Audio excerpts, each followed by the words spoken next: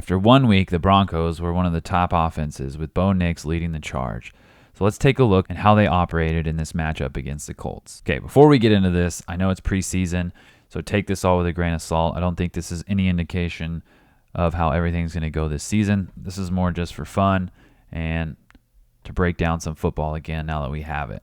So we're going to start out with some zone read action from Bo Nix. So the offensive line is just blocking inside zone, and this off-the-ball tight end is going to come across here, and it's going to look like split zone initially.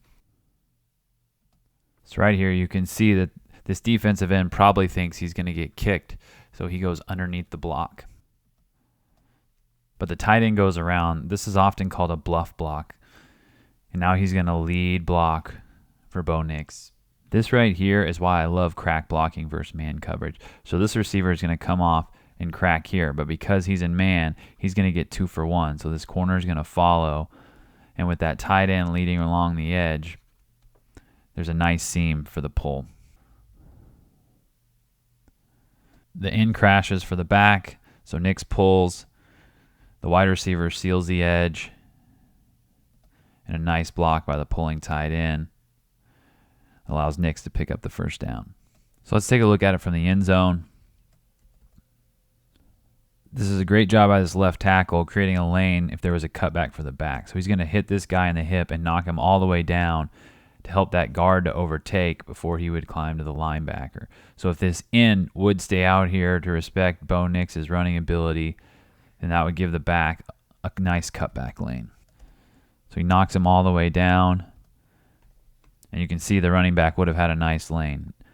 Now the defensive end's too far down inside, allowing Nix to the edge. The next big play was this quick passing concept out of 3x1.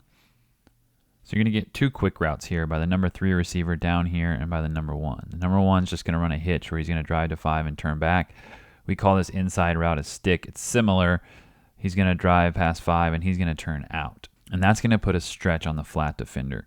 So if we get some sort of 3 or 4 deep zone, you can just read his drop. If he gets a depth, you can hit the stick. If he hugs the stick, you can hit the hitch. Now this number 2 is going to run a quick in over the top. So now we have a high-low stretch on any backer inside this flat defender. So if this Mike here were to drop wide and wall the dig, you could hit the stick. If he follows the stick, you can hit the dig in behind him. So Nix just decides to get the ball out quick. He can see that that stick route has some leverage. And because he gets it out on time, the tight end's able to make a move and create a nice run after catch. Another great call versus man coverage is to wheel the back out, especially if he's one-on-one with a linebacker. So to the single receiver side here, we're going to get a rub. So he's going to get kind of a mini curl. He's really not in the progression. He's just trying to set up that rub for the back. Now, if you get some sort of zone or they switch this off and the back's not open, they do have a secondary concept on the back side.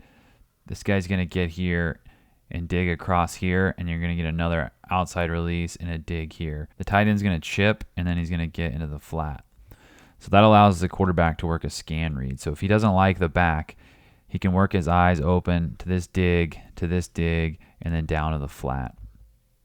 If the middle of the field's open, that dig would come open, but if that safety hugs there, then we have another high-low on this linebacker with the dig and the flat route coming in behind him. So this concept has a lot of answers versus many different coverages. So the Colts have 5 guys up on the line of scrimmage, meaning they're probably bringing some sort of blitz, meaning there's a good chance of man coverage.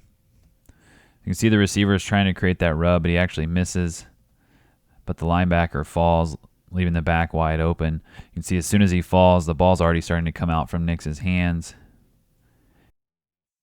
And he gets the ball in the back where he can catch it safely before the safety gets over there. Here's another example of the Broncos just dropping it off to the back quick to create another explosive play. So on the right here, we're going to get a smash concept. So we're just going to get a simple corner route here by the tight end and the back into the flat now. This is to attack whoever's responsible for the outside space over here. If he gets depth under the corner, you can hit it to the back. If he hugs that back, you can get the corner over the top. On the backside here, we're going to get kind of a rub by these two. He's going to come on a shallow, and then you're going to get this guy on a deep post. Now that kind of ties really well to this corner route, because if there was a high safety here and he ran with that corner route, it could open up that post on the backside. And then we've got a chance for a check down. This receiver just kind of runs a hitch and is able to work into that space. This guy in coverage opens his hip now, letting the quarterback know he's going to keep getting depth there. And the running back already has this linebacker out leveraged. So he simply just gets it to him quick in space, and the linebacker can't make the play. And the Broncos have another explosive pass. Here's their best run of the night. They get into the end zone on a truck toss concept. These 5 linemen and the tight end are all blocking wide zone. So they're trying to reach and create horizontal movement on the defensive line. Now the difference is normally the back would get the ball and attack the end right there and read the block on that defensive end. And he can either cut up or bounce the ball outside. Truck toss is meant as a perimeter complement. So instead, these two are going to pin the outside, and this tackle is going to pull for that alley. Because the Broncos are in the eye, they actually have an extra guy here. He's going to pull, and he's going to lead in the alley with the pulling tackle. There's the 2 pin blocks that allow the pullers in the back to get to the outside. The tackle's able to kick the end man over there, and the fullback just kind of seals whoever bleeds through. And the back does the rest to get in. Not a bad debut for Bo Nix and the Broncos offense. Stay tuned next week as we break down week 2 of the preseason and look at the best offenses from around the league. And if you like this type of content, we're going to do this every week throughout the regular season as we highlight the top schemes and top offenses in the NFL. See you there.